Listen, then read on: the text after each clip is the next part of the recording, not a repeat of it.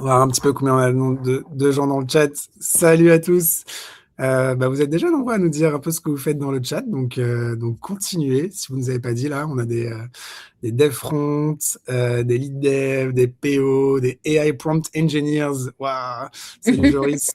Ils existent vraiment, du coup, les prompt engineers, des dev back, lead AI data. Salut Amine. Bonjour à tout le monde. On a une brochette de luxe aujourd'hui et un grand écart de style d'un CTO, Hugo, qui aujourd'hui pilote une armée d'agents à deux boîtes Scale-up Tech que vous connaissez tous et qui continuent de scaler humainement autant que d'un point de vue IA. Donc, c'est trop, trop cool de vous avoir tous aujourd'hui. Merci d'être là. Salut à tous les trois. Salut. Salut. Cool. On va prendre le temps de vous présenter quand même si certains d'entre nous dans le chat ne vous connaissent pas. J'en profite du coup pour recaler le thème du jour. Aujourd'hui, on va parler déjà des salaires de la tech puisqu'il y a une grosse étude qui arrive et on vous montre les résultats en exclu aujourd'hui sur ce live. Ensuite, beaucoup de sujets chauds sur le futur de l'engineering, le futur des devs, du métier, l'IA bien sûr. Et pour ça, comme je vous le disais, on a des invités de marque. Emma, est-ce que tu peux nous dire qui tu es pour ceux qui ne te connaissent pas? Ouais, avec plaisir. Donc moi, c'est Emma, je suis senior software engineer chez Alan, occasionnellement tech host aussi chez TPC. Donc c'est peut-être pour ça que vous reconnaissez ma tête. Et je suis trop contente de faire partie de ce roundtable. Trop, trop cool. Bienvenue Emma, l'habituée de ces lives, plus que moi maintenant. Et toi, Hugo, tu peux nous dire un petit peu, on t'a déjà reçu sur TPC, donc certains dans la communauté te connaissent Clairement. bien. Ouais, c'est pour la conférence Solo CTO Crane Squadia. Alors moi, encore, je suis directeur technique de Live Tonight, qui est une start-up dans la musique. Et je suis content de faire ce live avec vous parce que je pense Alan et Penny Lane, c'est les scale-up qu'on connaît.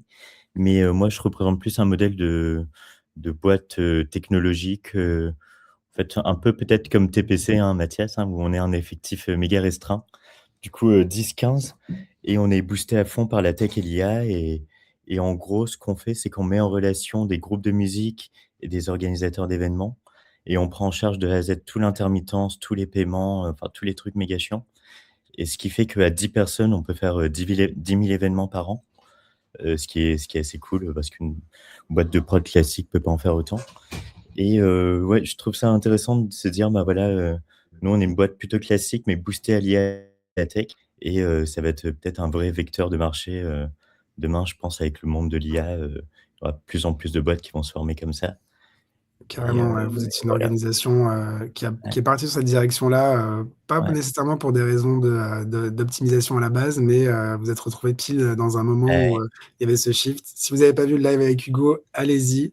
Vous découvrirez la partie vraiment story et organisationnelle de ça. Et aujourd'hui, du coup, tu vas partager un peu tes insights sur le marché et qu'est-ce que tu vois, toi, depuis une organisation comme celle-là.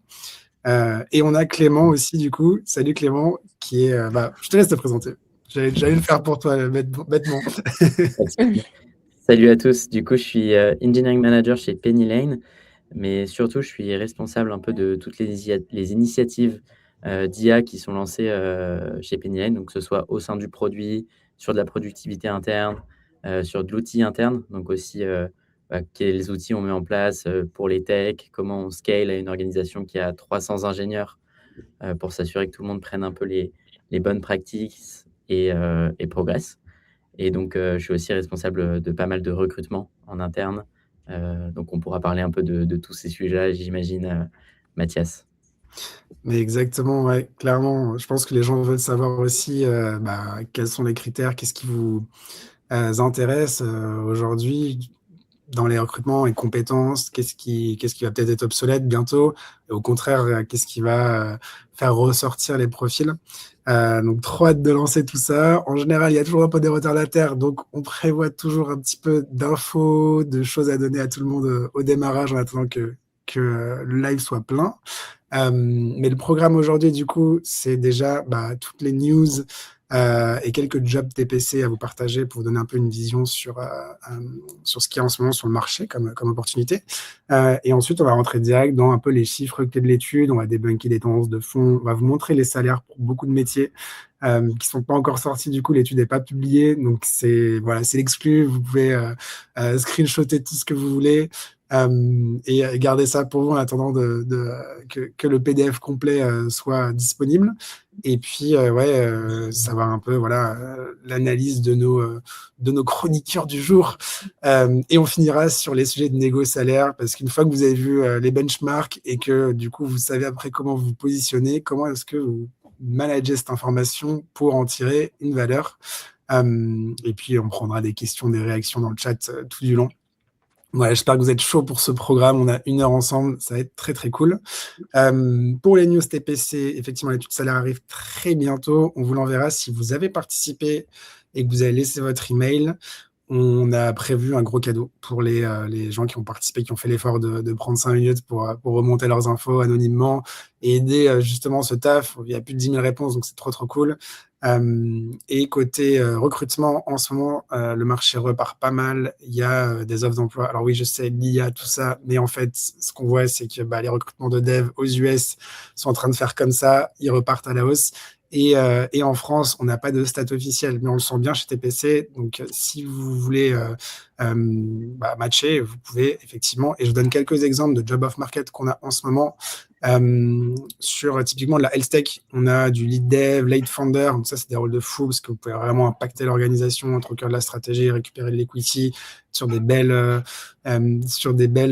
tranches aussi de package, tout en participant à des projets IA qui vont retourner des marchés. Donc on a plusieurs des comme ça. Si vous voulez être au contact avec les fondateurs, très tech. Déjà, beaucoup de clients ont une grosse vélocité du track, de l'attraction, pardon. C'est sur Paris, il y a beaucoup des rôles sont sur Paris. Il y a moins de full remote, je vous le cache pas. Un autre exemple, FoundingAge, on a énormément de rôles de FoundingAge en ce moment. Et c'est toujours pour soit des secteurs très cool comme la santé, la fintech, la deep tech, des sujets d'infra. Vraiment toujours des projets assez fous. Les fondateurs, tu as du ex-VP product de Google, Microsoft, et des rôles où on va co-architecturer la stack. Et donc, c'est très cool. Et aussi, on a du dev mobile, beaucoup, sur des très beaux projets. J'avance assez vite, mais il y a plein d'autres rôles. Donc, maintenant, l'info clé aussi, c'est qu'on a vachement réduit la taille du formulaire pour répondre. Donc, en gros, en quelques secondes, je pense max 2 minutes, vous êtes dedans et ça vous permet de matcher avec vos critères vraiment, donc d'avoir accès à des offres qui sont pas forcément dispo.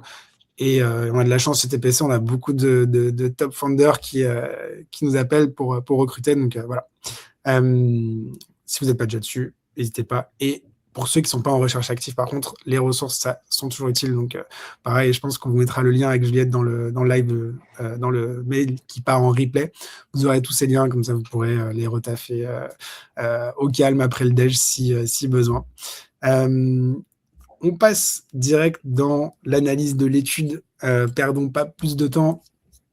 Alors, déjà, il y a beaucoup plus de monde qui a répondu, donc merci à tous. On voit que ça a doublé, tout simplement.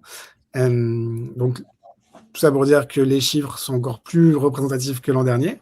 Qu'est-ce qu'on observe du coup Je veux bien vos réactions déjà sur l'adoption de l'IA. On voit qu'elle était assez haute l'an dernier. Là, on est quasiment à plein, quoi.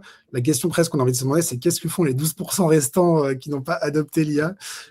Toi, Emma, tu observes effectivement des niveaux d'adoption quasiment à 100% autour de toi sur les devs?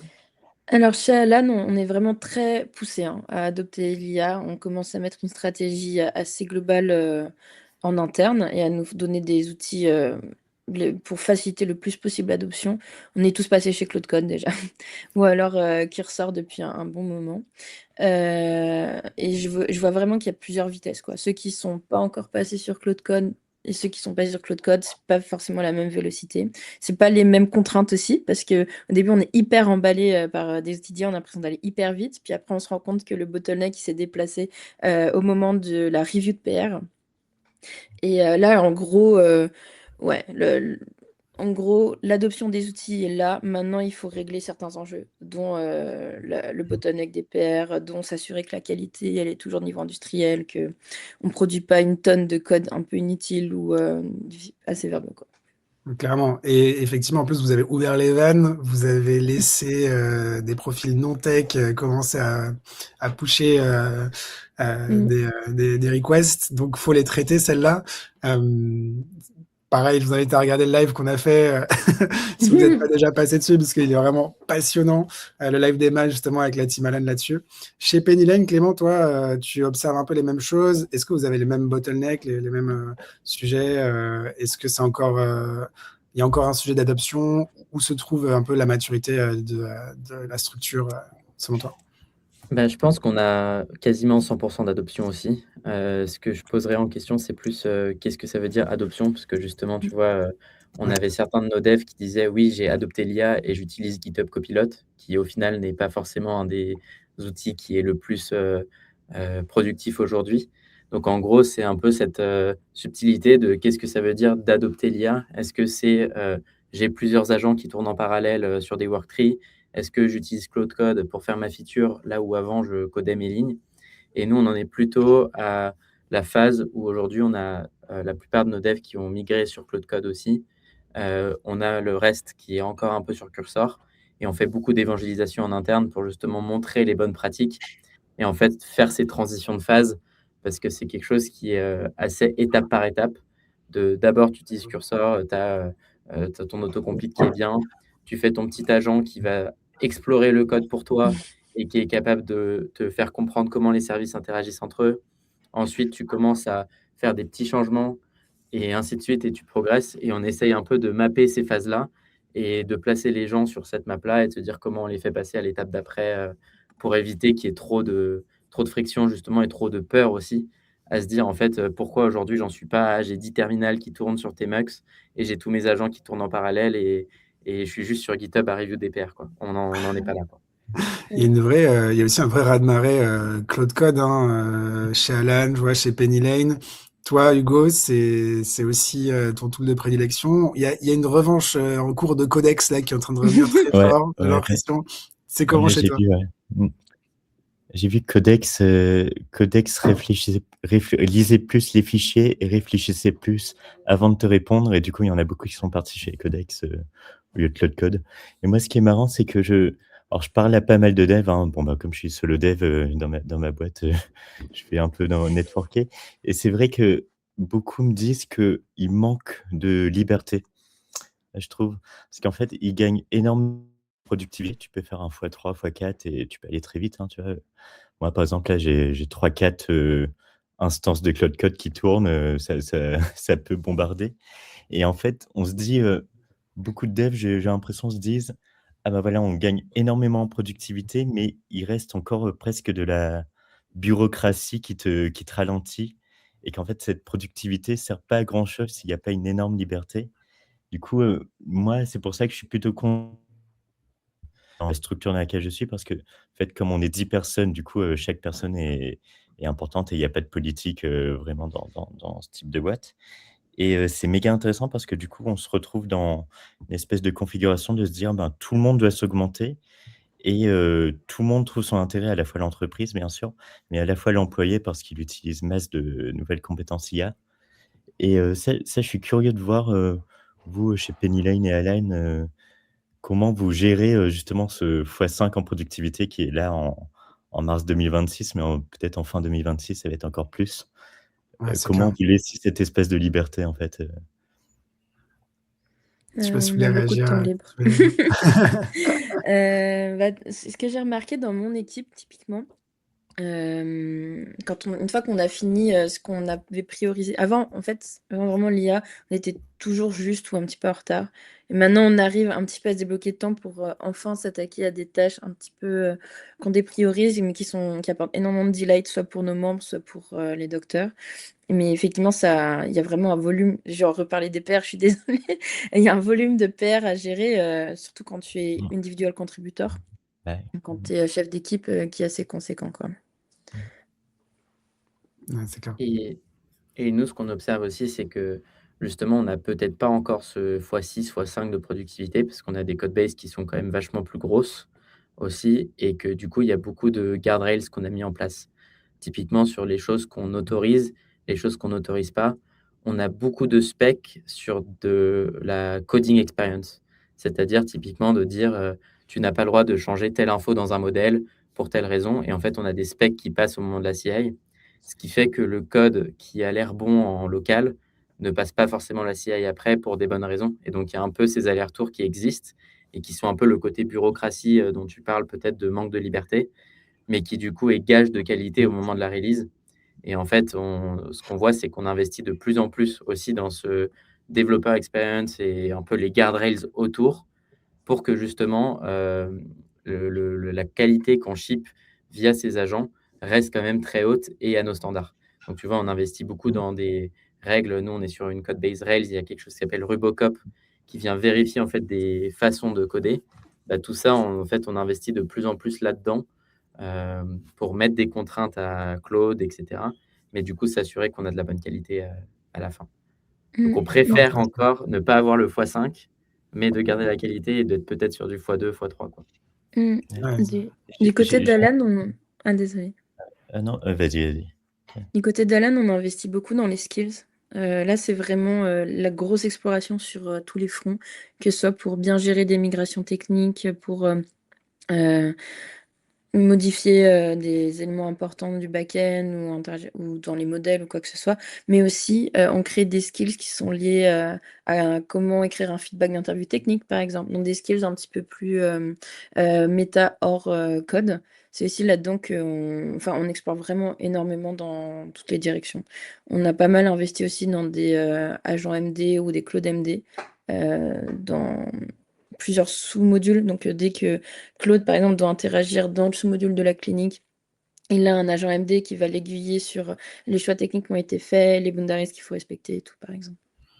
On dirait que ouais, la capacité d'une boîte à continuer à grandir et à gérer le knowledge va beaucoup passer par les skills. Après, on a l'impression aussi qu'à un moment, on est dans un paradigme, on a été dans le paradigme des MCP, c'est en train de s'écrouler avec les CLI. Est-ce que ce truc-là aussi va évoluer? Vous utilisez beaucoup les skills, Hugo, Clément? Les skills, ouais, carrément, moi, ça a remplacé tous les MCP. J'étais deck parce que j'avais mis quelques petits MCP en open source, mais en fait, je pense qu'ils vont plus être utilisés parce que, au final, Cloud Code, ouais, te génère exactement le bon code qu'il te faut. Et avec les skills, tu peux se connecter à HubSpot en ayant un bon prompt de skills. Mais ouais, non, plutôt skills à fond. Ouais. Ah, Clément, ton micro est cut. Pardon. Nous, on essaie aussi pas mal d'investir sur les skills, notamment autour de notre documentation, justement, et de tout ce qui explique nos choix et notre raisonnement derrière. J'avais lu, je crois que c'était Karpati qui disait sur Twitter aussi, ce qui manque à l'entraînement des LLM, c'est plutôt le raisonnement derrière l'information brute. Et du coup, c'est le gap qu'on essaye de combler via ces skills, de expliquer pourquoi certains choix existent, qui fait que dans les prochaines décisions, bah, cette réflexion, elle existe, et du coup, on est du code de meilleure qualité. Donc, c'est quelque chose sur lequel on évolue. On essaie d'avoir cette documentation et pour nos développeurs et pour les IA. Et donc, on a un peu un espèce de double write qui fait que les informations sont le plus accessibles possible pour les devs et pour les agents. Trop bien. Ouais. C'est pas du tout le sujet de ce live, mais il y a vraiment une question fondamentale. Limite, on est en train de transférer le savoir humain à travers les skills. On se demande demain si avec la bon set de skills, tu pourras pas créer un géant de plusieurs milliards. Mais Mm. c'est un débat qui est pour un autre jour. Si je reviens un petit peu sur le sentiment aussi des répondants, on a quand même beaucoup de monde qui nous partage un peu son sentiment. Il était déjà pas très haut l'an dernier, là il a encore un petit peu chuté. Pourtant, ce qu'on voit, c'est qu'il y a quand même plus de monde qui a eu des augmentations. Il y a une satisfaction salaire qui a quand même repris un petit peu des couleurs, qui a augmenté. Le full remote est stable. Voilà un petit peu pour les grosses directions. Je regarde si j'ai pas loupé quelque chose. Et, n'hésitez pas si vous avez envie de réagir à un des points. Bah, moi, peut-être sur la chute du sentiment prometteur, alors qu'en fait, les gens qui sont déjà sur place, plutôt des augmentations, sont une satisfaction de salaire, ça vient peut-être du fait qu'il y a eu quelques layoffs où le prétexte abordé, ça a été, notamment aux US, l'arrivée de l'IA fait qu'on dégraisse nos équipes. Je pense notamment à Salesforce. Et forcément, on associe beaucoup l'IA, donc perdre des jobs humains, ce qui fait que ça donne pas très envie d'aller vers l'avenir.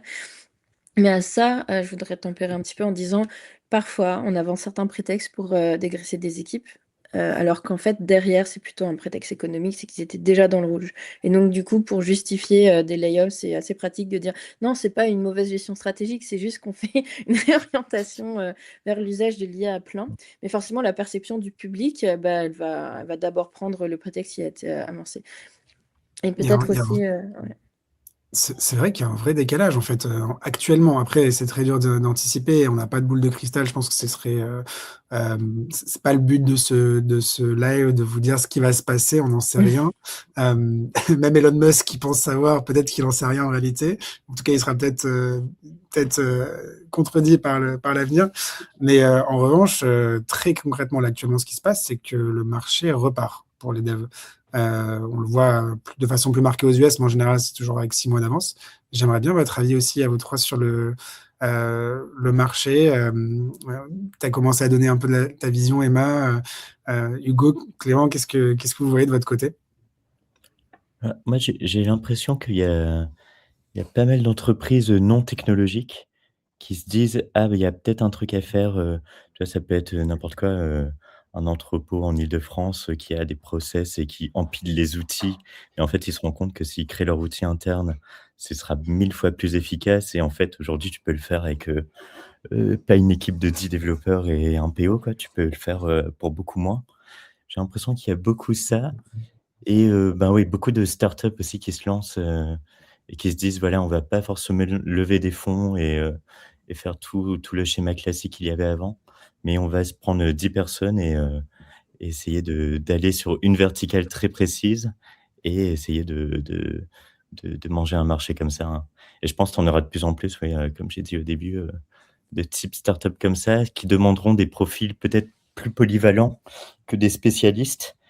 Mais j'ai vu que tu avais des offres, co-founder tech. Ça, je pense, Ouais, sera un vrai vecteur de marché, assez important, bientôt. peut-être des organisations plus petites, effectivement. Tu vois ça aussi, Clément, de ton côté?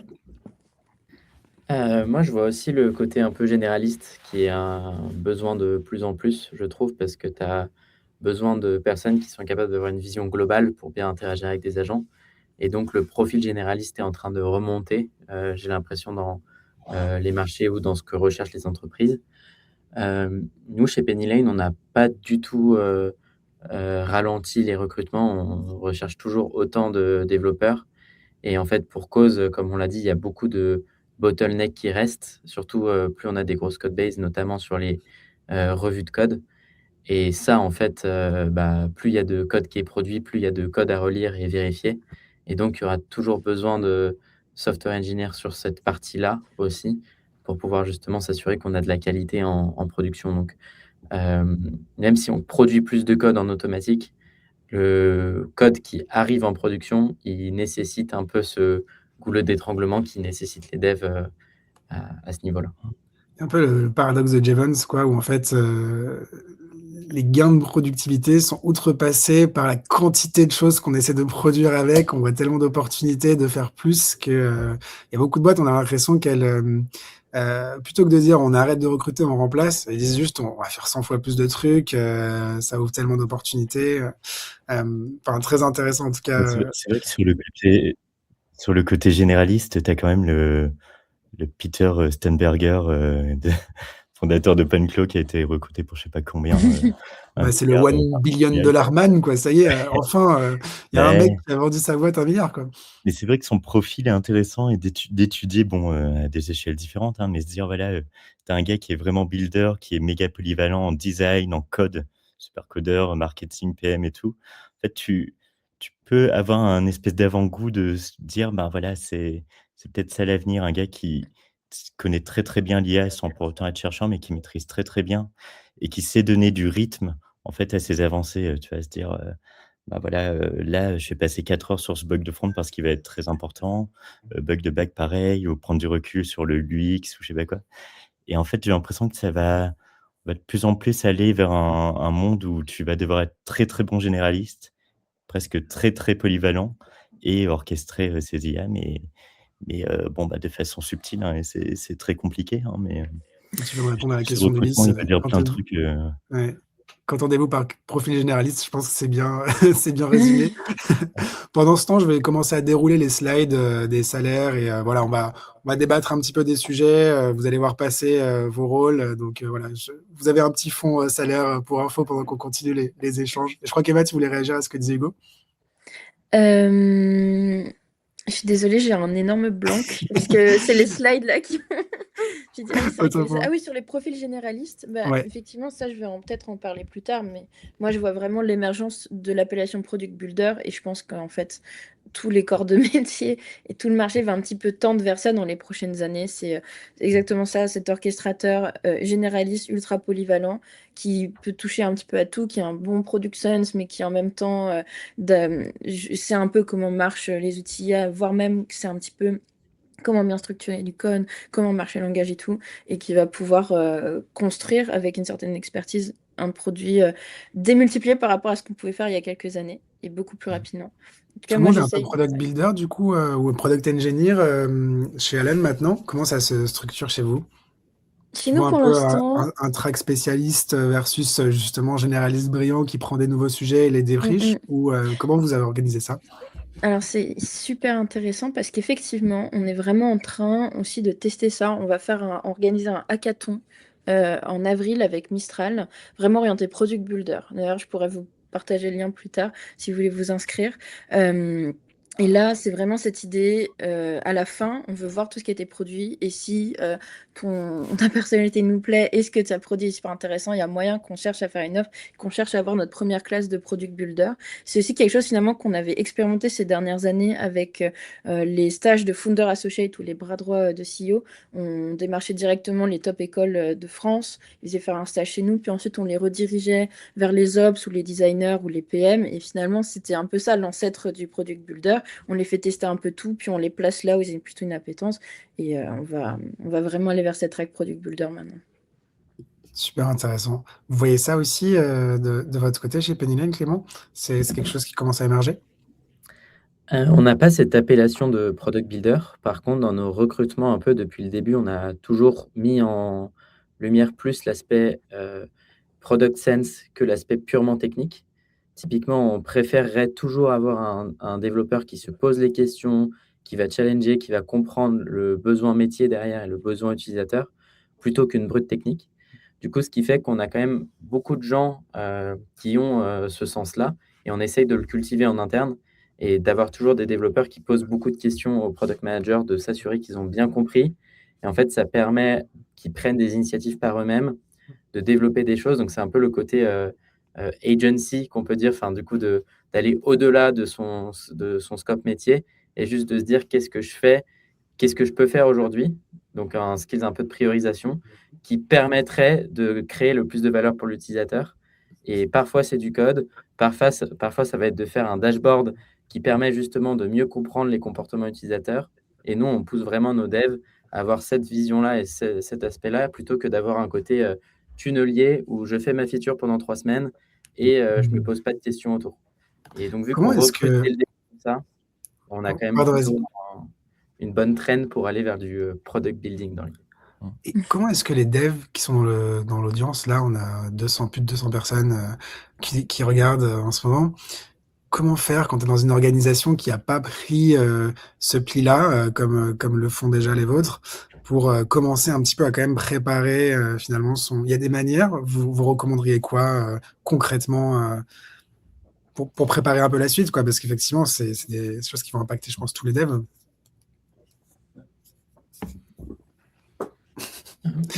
Je vous ai mis une colle. Je pense qu'il y a beaucoup de devs en vrai qui sont en mode je suis trop d'accord avec vous, C'est vrai que mais là, moi, mon je trouve, organisation me bloque. ouais, Peut-être. avoir la mentalité de se dire que l'IA, ça te fait certes gagner en productivité, mais ça doit aussi te faire grossir en ambition.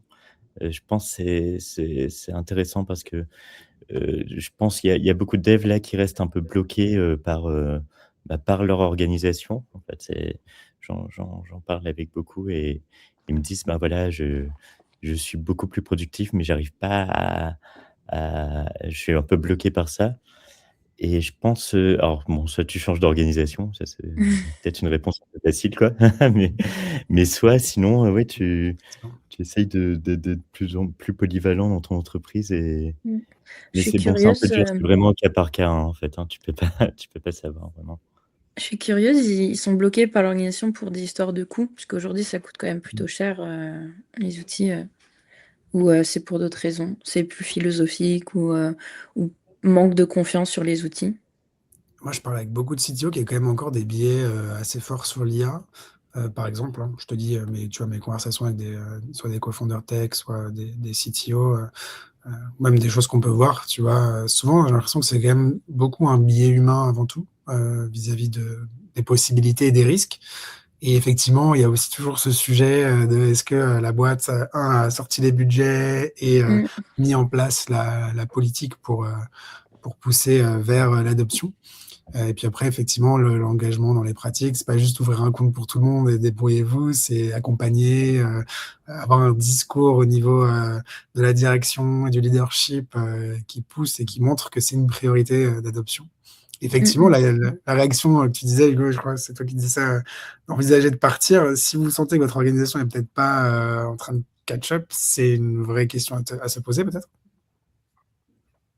Peut-être vous Tu voulez- as aussi, je pense, dans une organisation un peu saine, enfin d'aujourd'hui, c'est se dire, bah, voilà, si tu «automatises» entre guillemets ton job, tu dois être promu, quoi. Et je pense que c'est pas encore, cette logique est pas encore là. Tu dis, si tu automatises, en fait, tu vas peut-être être viré, quoi, ou ton manager va être promu. En fait, je pense, tant qu'il y a pas cette logique, ça va être un gros blocage, pour l'IA et pour toute l'organisation en général, quoi. Ouais, tout à fait. Euh, Passons peut-être au sujet quand même des juniors. C'est quand même quelque chose sur lequel il y a beaucoup d'interrogations, il y a de l'anxiété, il y a aussi probablement des faux signaux. On voit quand même qu'il y a une petite décélération, je crois que j'ai vu des stats de l'ordre de moins 13% en général sur les recrutements de profils juniors. Euh, j'ai aussi vu une stat passer où je crois que c'était dans la tech, sur une autre étude, des gens disaient à 50% qu'avant ils recrutaient des juniors, maintenant ils ont ralenti ou arrêté. Est-ce que c'est quelque chose que vous observez aussi? Clément, tu disais que vous recrutez énormément chez Penny Lane. Il me semble que par contre, les recrutements juniors, c'est pas un truc qui est très priorisé. Est-ce que je me trompe ou tu confirmes? On n'a pas de position ouverte sur des postes juniors, on n'en a quasiment jamais eu. Par contre, on a recruté des juniors dans le sens où, c'était des gens qui, comme je le disais juste avant, n'avaient pas forcément le bagage technique encore, mais qui avaient un côté justement produit, une curiosité qui était énorme et en fait, c'est des profils qu'on considère comme, précieux et avec, beaucoup de potentiel et donc ces personnes-là, c'est les personnes qu'on va recruter comme juniors. Donc en gros, un peu le skills premier, c'est curiosité et justement un peu aller au-delà de juste, créer des lignes et pondre des lignes de code, quoi. Qu'est-ce que vous feriez, vous, si vous étiez junior aujourd'hui, Software Eng? Vous avez tous commencé, je pense, Software Eng junior. Enfin, oui, techniquement, oui. Je crois qu'il me semble au début de carrière, vous avez tous commencé par ça. Je sais, Clément, que tu as fait 42. Qu'est-ce que, qu'est-ce que vous feriez si vous étiez dev junior aujourd'hui? Moi, je pense que, enfin, quand j'ai commencé, il y a presque 10 ans maintenant, je savais quasiment pas coder à la sortie de l'école. J'avais fait une école d'ingénieur généraliste avec quand même un module de jeux vidéo j'ai appris sur la fin à faire du C++ et à coder et à commit sur Git et tout. Et ça a été déjà un peu la galère du coup de trouver un stage dans le développement parce que quand c'est presque pas codé, voilà. Et en plus, il n'y avait absolument aucun outil d'IA pour faire le travail à ta place, donc je pouvais même pas tricher.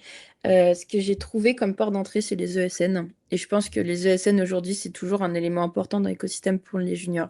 Parce que souvent, ils recrutent vraiment sur le potentiel. C'est eux qui vont te faire monter en compétences.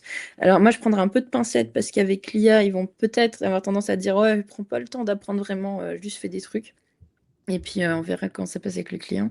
Et ce que je recommanderais beaucoup à un junior, c'est du coup chercher des boîtes qui font un peu porte d'entrée dans l'écosystème, mais à côté, vraiment travailler. Vraiment essayer de développer ses propres applications, monter en compétences sur des outils d'IA. Moi, c'est ce que je fais là sur mon temps libre. J'ai développé toute une application un peu complexe pour mon école de comédie musicale. Bref, une aparté. Et ça, c'est un truc que j'aurais adoré faire Non. à l'époque. Et je pense que j'ai vu passer dans le chat des gens en école qui disent moi je développe mes propres apps pour mes propres besoins, c'est hyper bien. Ça développe son product sense, ça développe c'est un peu sa compréhension de comment on utilise des outils. Probablement on va se heurter à des problèmes de déploiement et DevOps et tourner un peu en rond parfois avec le code et justement ça te fait réaliser un peu les limites de ces outils-là et ce qu'il faut encore développer comme skill technique. Donc voilà. Et ESN, c'est les entreprises de services numériques. Avant, ça s'appelait SS2I. En gros, c'est des entreprises de Les agences. conseil. Ouais, Ouais. ou des agences digitales, ça marche très bien aussi, qui vont en fait s'occuper des projets techniques des grandes entreprises qui n'ont pas forcément internalisé en Internet. Ouais, tout à fait. Non, mais Et c'est vrai, builder, tout à fait franchement. raison, Pardon, Emma. vas-y, Hugo. Ouais, comme Emma disait, je pense quand tu es junior, faut essayer de changer presque radicalement la façon dont tu envisageais le métier, genre prendre un poste peut-être de junior, monter en compétences, après être senior et après être lead, etc.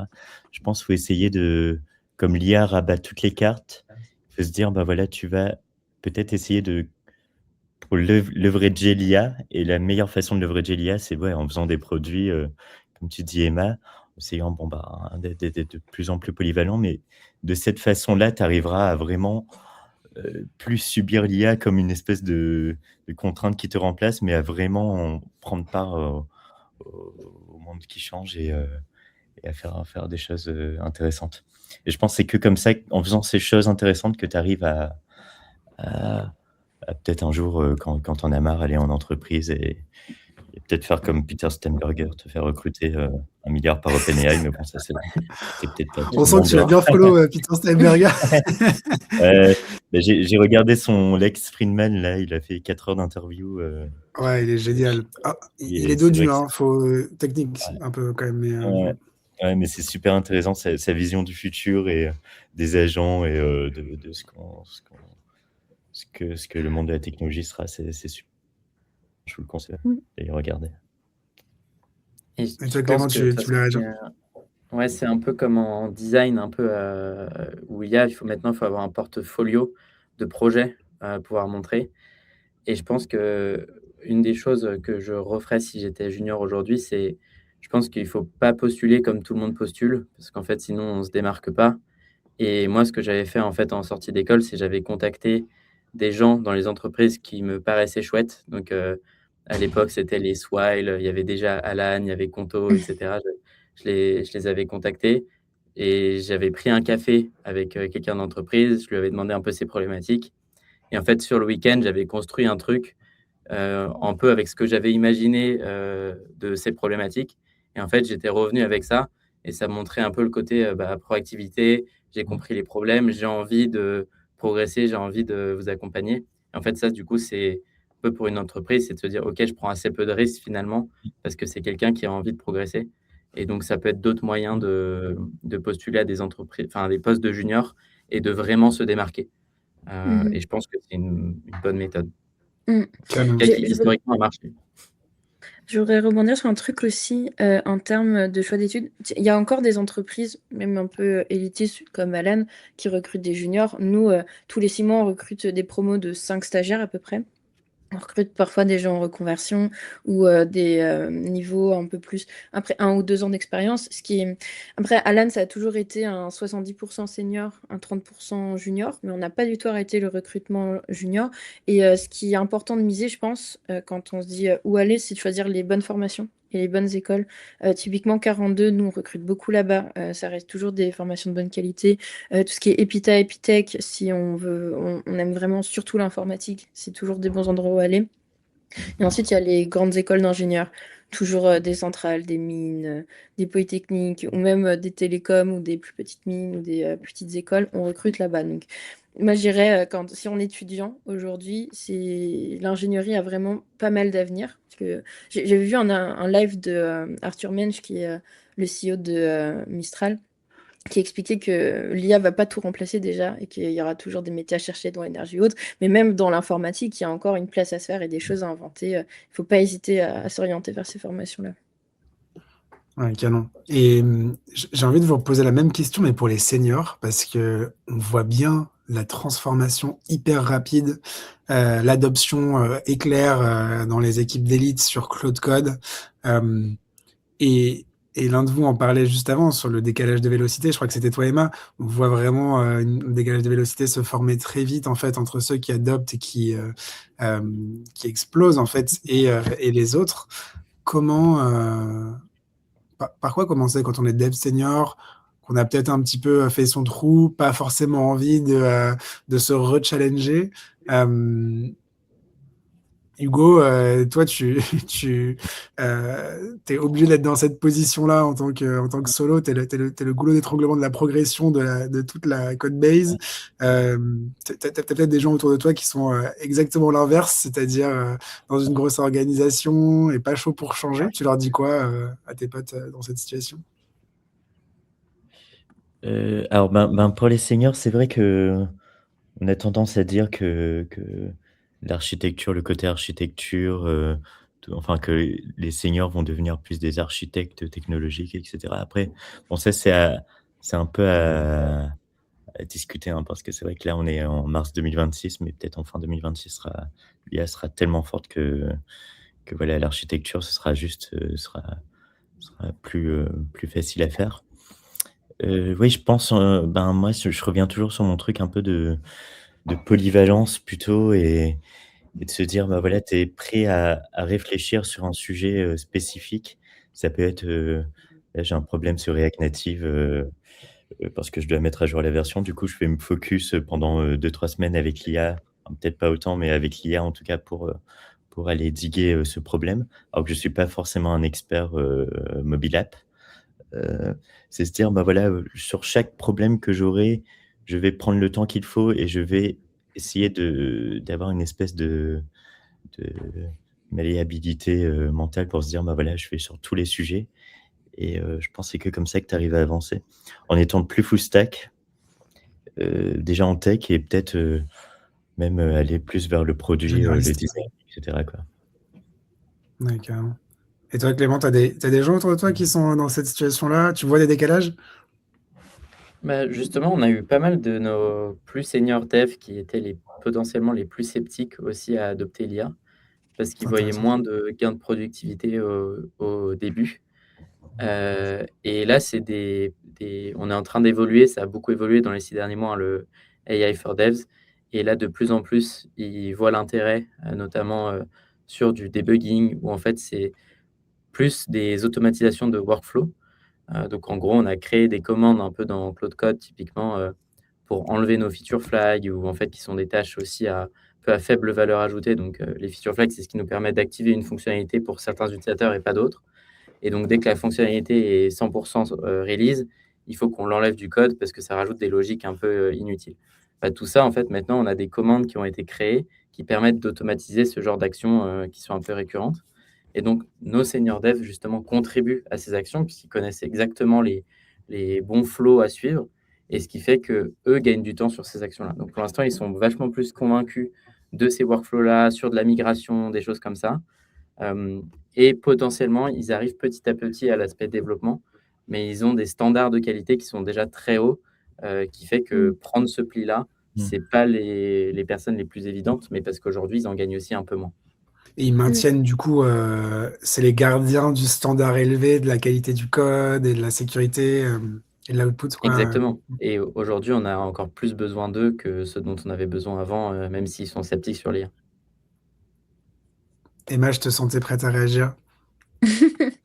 Bah, moi, à LAN, ce que j'ai vu, je suis aussi une senior engineer, j'ai vu principalement 2 réactions. Il y a celle ultra enthousiaste de dire: «Ah, je vais enfin automatiser les trucs chiants que j'ai fait déjà 1000 fois». Donc ça, je faisais un peu partie de ce groupe-là. Et j'ai vu beaucoup je suis vachement ralentie par l'IA dès qu'il faut vraiment plonger dans de la business logique complexe ou rentrer dans un processus créatif de trouver d'autres solutions un peu plus élégantes. Et moi, ce que je vois beaucoup, c'est dans nos senior engineers, quand ils essayent un petit peu l'IA, première chose qu'ils font, c'est surtout se créer des outils pour automatiser des process et mettre leur craft là-dedans.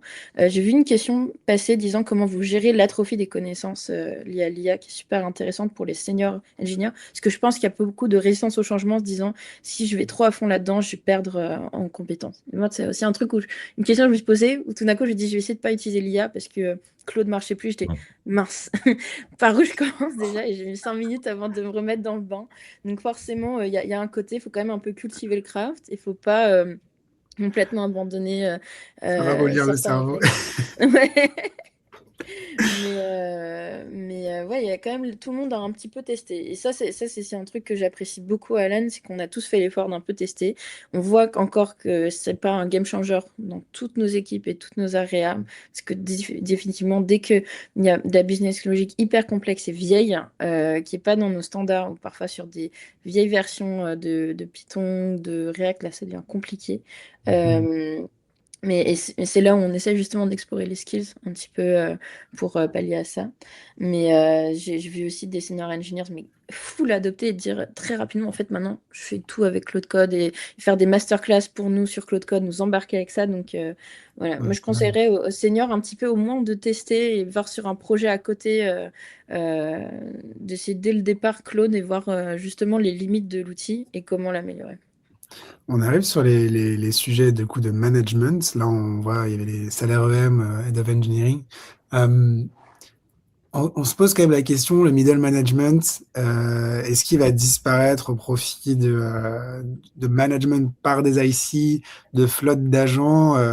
Je ne sais pas si vous parlez à vos potes ou des gens chez OpenAI, Anthropic ou des gens SF qui remontent que là-bas, clairement, le métier, c'est devenu du management, de l'orchestration d'agents parallélisés à des niveaux, on parle de dizaines d'agents en même temps. Est-ce que ce truc est de la science-fiction ou des choses qui ont lieu que dans les labs IA?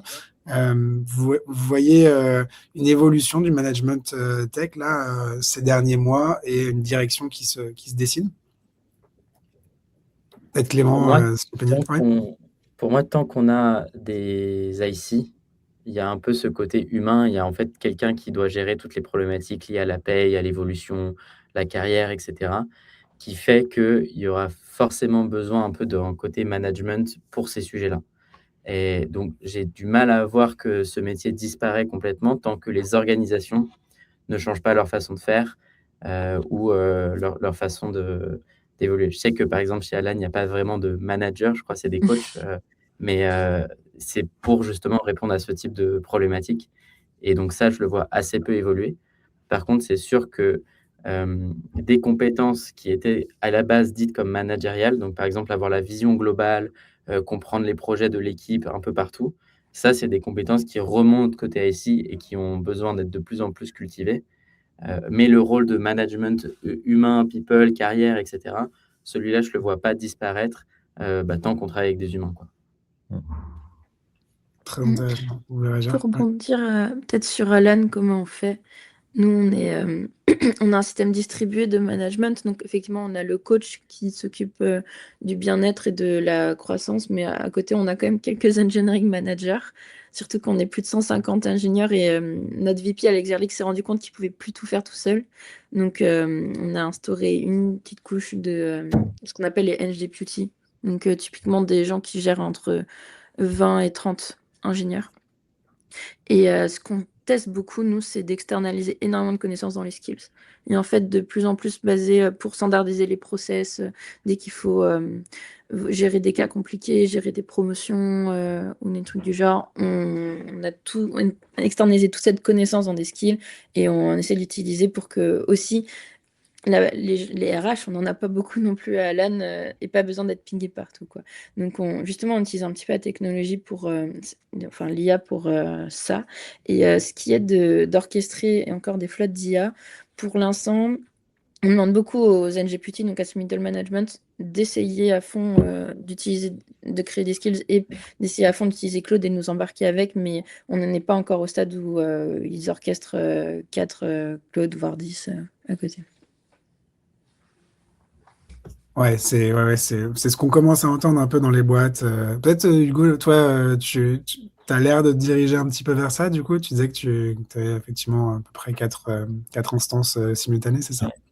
Ouais, bah, c'est vrai que ce que tu as dit, Clément, c'est vrai que ça fait réfléchir aussi, de se dire, en fait, l'IA remet l'humain au centre, en fait, de tout. Et moi, je remarque que depuis que j'ai tous ces agents IA et tout, je passe beaucoup plus de temps avec le produit, à justement, oui, comme tu dis, les rapports humains, essayer de trouver moins de temps sur mon ordinateur à coder parce que bon, du coup, Claude Code fait beaucoup de choses pour moi.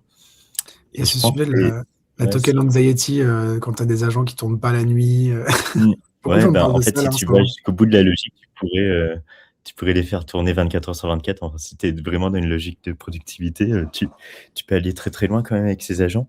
Mais du coup, ça me libère énormément de place pour, oui, à la fois l'humain, que ce soit, discussion avec le produit, avec les opérationnels, avec les commerciales, pour essayer de comprendre vraiment leurs besoins. Et même eux, ils expérimentent de plus en plus avec Cloud Cowork et cetera. Et ouais, je trouve ça c'est une belle réflexion, et que l'humain a beaucoup, beaucoup d'avenir, dans cette période. Très cool. Bah, effectivement, ouais, je suis d'accord, ça remet l'humain au centre. Il y a un sujet quand même qui revient beaucoup quand on discute avec les devs, c'est ce sentiment de décalage entre ce qu'ils lisent sur LinkedIn, Twitter, l'impression de vitesse et de révolution permanente. Le FOMO, en fait, aussi, de devoir passer tout ça et de comparer ça à sa situation. Est-ce que vous avez ce même sentiment? Dites-nous dans le chat, mettez-nous un petit pouce si, si vous sentez, si c'est quelque chose qui vous parle. Et j'aimerais bien vous entendre là-dessus. Comment vous gérez ça vous-même, si c'est quelque chose qui vous touche? Bah, je trouve qu'il y a il y a un peu un décalage où avant, en fait, on avait accès sur les réseaux à tout ce qui était applicatif. Et en fait, maintenant, ce qu'on voit sur la partie IA, c'est toute la partie recherche. Du coup, on tombe sur des trucs sur de papiers qui viennent de sortir, où personne n'a eu le temps de vraiment avoir de l'expérimentation, avoir un retour, et qui fait qu'en fait, tout le monde teste en même temps. Donc, on diminue les cycles parce que du coup, il y a beaucoup plus de gens qui testent les choses. Mais du coup, la quantité de bonnes recherches n'a pas évolué. Donc, il y a toujours en fait énormément de bruit et il y a beaucoup plus de gens qui ont accès à ce bruit aujourd'hui. Et donc, faire le filtre par-dessus, bah, c'est super compliqué. Et je pense qu'aujourd'hui, moi, ce que je dis un peu aux gens en interne aussi, c'est que ça ne sert à rien de regarder tout ce bruit. Parce qu'en fait, dans le pire des cas, dans 3, 6 mois, il y aura quelque chose qui se sera un peu établi. Et d'avoir 3, 6 mois de retard, je ne pense pas que ce soit si grave aujourd'hui par rapport à tout l'effort cognitif que ça demande d'essayer de suivre. Je pense que c'est une vision beaucoup plus saine de se dire je laisse décanter les choses et une fois que c'est un peu adopté un standard, bah là je l'adopte tant que bah, potentiellement j'ai confiance que dans mon entourage et dans mon écosystème, il y a des gens qui feront ce travail de filtrer le bruit pour moi et qui me permettront du coup d'être serein. Et donc, je pense que le FOMO qu'on voit, il faut arriver à prendre un petit pas de côté et de se dire que 3, 6 mois, c'est pas si grave, malgré tout ce qu'on lit. Beaucoup de sagesse dans ce que tu dis. Je sais pas si vous avez des manières aussi de gérer ça de notre côté. Toi, Emma, tu fonctionnes comment? Parce que tu fais des lives tout le temps avec tes PC, donc tu as besoin de te tenir au courant. T'es pas noyé Ouais. dans le FOMO? Bah, c'est clair qu'en tout cas, TPC, c'était un des moteurs qui m'a donné envie de faire un gros side project sur Claude Code pour être un peu à jour sur ces pratiques-là et les limites et tout, pour justement pouvoir réagir et pas juste « Oh, waouh, c'est incroyable » et tout, pouvoir un peu challenger ce qu'on me raconte. Après, moi, j'arrive quand même à prendre un peu de recul et à pas me lancer dans tout à corps perdu, notamment avant que les harnais arrivent. Donc le code Codex, il y a eu une énorme vague juste Cursor où là, typiquement, j'ai beaucoup moins testé. Genre, déjà, je suis plutôt sur JetBrains à la base. Donc, je suis pas du tout passée sur Cursor. J'ai un peu testé leur IA et j'étais vraiment dubitative. Je me disais, ça m'accélère pas tant que ça. Je vais continuer à faire du craft par moi-même. Et puis, enfin, quand j'ai vu un outil qui correspondait beaucoup plus à comment moi je travaille, comment mon modèle mental, pardon, travaille. Là, j'ai un peu essayé et j'ai eu un gros coup de cœur pour Claude Code, par exemple. Mais du coup, faut pas essayer de jeter à corps perdu dans tout n'importe quoi. Faut plutôt chercher le truc, dire, ah, ça, là, ça va m'aider dans mes tâches actuelles et c'est exactement ce qui me manque pour ma manière de fonctionner. Voilà, plutôt chercher des informations qui s'adaptent à soi plutôt que soit s'adapter à la nouveauté qui émerge.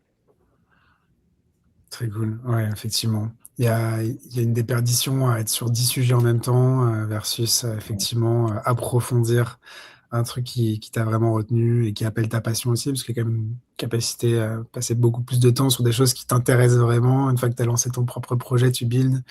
Moi, je dis vraiment, je passe mes journées à dire aux gens, mais mettez-vous dessus, essayez de build un truc. Ça va vous transformer cette anxiété paralysante en énergie créative et en plus en sentiment de vraiment participer un peu à sa manière à cette petite révolution. Toi, Hugo, tu vois les choses comment de ce point de vue-là? Bah, c'est vrai que je suis pas tout le temps sur LinkedIn, mais en tout cas, j'ai mes propres ressources et j'arrive à bon, à TPC, hein, surtout. Et après j'ai d'autres, ouais, j'écoute d'autres podcasts, mais vraiment, très précis, pour éviter justement d'avoir, trop de bruit et le bon signal, et je me rappelle justement quand j'avais découvert Claude Code, c'était en septembre, 2025 du coup.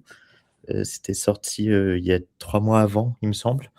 Et oui, alors j'avais vu passer Claude Code et je me suis dit: «Bon, encore un énième, agent, pour le code, qui va à peine marcher, qui va m'apporter, juste me faire changer de couleur un bouton». Et en fait, bon, ben, au fur et à mesure, en testant en effet, et en donnant sa chance au produit, j'ai découvert Claude Code et les harnais, comme tu dis Emma. Et oui, oui, oui, en effet, il faut avoir je pense les bonnes ressources et peut-être se filtrer et pas tout regarder non plus, quoi. Ouais, canon. Mmh. On arrive un peu au bout de ce live. Vous avez partagé plein de choses. On a couvert beaucoup de sujets. On va parler en finale de la négo salaire et chacun pourra donner un peu son avis et ses recos. Avant ça, j'aimerais bien que chacun puisse s'exprimer sur une question qui est un peu centrale, je pense, pour 2026. C'est quels skills développer, en fait, pour rester pertinent sur ce marché. On voit que finalement, la seule constante, c'est le changement. Le changement s'accélère. Euh, Peut-être à votre niveau, et si on vous sollicite aussi de temps en temps, qu'est-ce que vous recommandez sur voilà, l'évolution des compétences? Quoi prioriser? Toi, Emma, par exemple, de ton côté. Le mobile et l'infra. Ouais, là, tout de suite, ouais, c'est vraiment les pain points que je vois aujourd'hui avec Claude et les connaissances qu'on recherche beaucoup. On recrute activement des mobile experts, mais vraiment des très très bons mobile experts. Donc, n'hésitez pas à creuser ça. Avec un peu plus de recul maintenant. Honnêtement, on recherche toujours des ingénieurs qui sont très bons. En fait, depuis le début, on recrute des gens, si je peux résumer, smart ou get things done. Ça, c'est un peu une philosophie qu'on a depuis les années 2000 aux États-Unis. C'est un peu ce qu'on cherche. Donc, des gens compétents dans leur craft. Et en plus, et pourquoi l'IA, c'est intéressant, c'est dans la partie get things done. C'est maintenant s'accélérer, sortir le plus vite possible les choses, tester. C'est là où l'IA doit rentrer. Et l'IA doit surtout pas remplacer le smart. Il ne faut pas déléguer son cerveau et ses connaissances techniques à l'IA. Le métier d'ingénieur, il va être super important pour la suite. Quand je parlais des product builders, moi, je pensais beaucoup PM, designer. Et puis à terme, ça va aussi être un peu les ingénieurs, puisque un product builder, ça doit être un ingénieur builder, en fait, derrière. Mais voilà, continuez à creuser votre craft. Délaissez pas les connaissances techniques et accélérez-vous plutôt. J'adore. Toi, Clément? Moi, je serais peut-être sur une autre thématique qui est potentiellement plus soft skills aussi, justement, de se dire, en fait, il y a tout un aspect, comme on l'a dit, si on veut être vraiment généraliste, il y a tout un aspect, être capable de communiquer correctement avec des gens, récupérer les informations, être capable d'être curieux, d'aller creuser les sujets. Donc, c'est toutes ces compétences-là, où pour moi, qui est un peu ce que tu disais, Emma, sur le côté un peu smart potentiellement, euh, en fait, des skills qui se travaillent et qui, au fur et à mesure, permettent d'avoir justement un impact qui est de plus en plus fort. Et l'aspect technique, il vient surtout justement en faisant des projets, en créant des petites apps qui résolvent vos propres problèmes, même s'il y a un seul utilisateur. C'est le genre de choses qu'il faut mettre en compétence. Et du coup, ce qui est important, c'est vraiment curiosité, creuser les problèmes, être capable de communiquer avec d'autres départements, d'autres personnes, questionner pour justement récupérer les bonnes informations. Et pour moi, c'est ces skills-là qui vont ne jamais changer. Et le dernier, c'est l'esprit critique, qui pour moi Ouais. est quand même très important.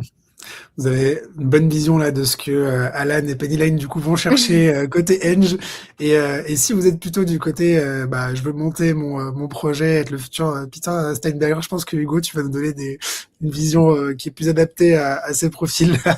Je veux bien ton retour là-dessus aussi. Je pense que c'est vrai que les PM, j'en connais beaucoup et je vois qu'ils font par exemple des choses assez énormes avec N8N, qui est un super outil, hein. Mais ils ont toujours ce petit blocage dès qu'il s'agit du code informatique. Et je pense pour les PM, en tout cas, essayer déjà à lire du code, à essayer sans être expert, mais à essayer de moins en avoir peur et essayer de créer leur propre workflow avec Claude Code ou n'importe quoi, ou n'importe quel autre outil. Je pense que c'est super intéressant parce qu'en fait, tout ce que vous faites ou les PM avec les graphes de N8N, c'est un peu du code, hein. C'est du if, du else, des loops. Enfin, c'est très schématisé, mais en tout cas, ça ressemble à beaucoup de code, beaucoup à du code. Et je pense, en fait, il faut plus essayer de se dire, voilà, tout va être un petit peu code dans l'avenir. Parce qu'en fait, le code, c'est un petit peu la façon la plus noble et libre d'interagir avec un operating system, un ordinateur. Et du coup, si tu veux automatiser des tâches, passer par le code, c'est quand même beaucoup mieux que bricoler des choses, quoi. Très bien, très très bien. Merci et juste je finis sur comment leverager un petit peu tous ces retours que vous avez eus. Il y en a beaucoup qui veulent pas changer de taf, mais qui veulent peut-être renégocier leur salaire en ce début d'année. Typiquement, les benchmarks marchés, c'est un levier très fort. Vous prenez un petit peu ce que vous avez vu là et vous l'exploitez en comparant ça à votre situation.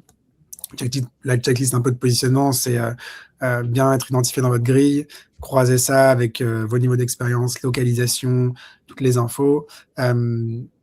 Évaluer aussi, si vous ne pouvez pas faire augmenter votre fixe ou votre variable, les possibilités plutôt votre fixe, possibilité d'avoir du variable sur, vous avez vu que là, il y a certains pourcentages des gens qui ont du variable ou de l'equity. Et donc ça aussi, si le fixe ne peut pas évoluer, ça peut être des marges de négo en fonction de la structure où vous êtes. Et le signal d'action, c'est ce que vous êtes en dessous de la médiane. Les choses qui marchent moins, par contre, c'est de dire « Ah, ça fait longtemps que je suis là ». C'est bon de le rappeler, même si, effectivement, on a toujours envie de dire « Oui, mais je travaille beaucoup, je suis dans la structure, je suis fidèle ». C'est plus lié à votre impact et à ce que vous allez pouvoir apporter dans le futur qu'il faut se concentrer. Je ne sais pas si vous avez d'autres recos de votre côté, comment vous-même vous faites pour négocier, ou qu'est-ce que vous recommanderiez à des devs dans cette situation? Souvent, moi, je demande s'il y a une grille de salaire. Je demande du coup où est-ce qu'on m'a positionné dans cette grille et qu'est-ce qui a manqué pour pas me mettre au niveau d'au-dessus.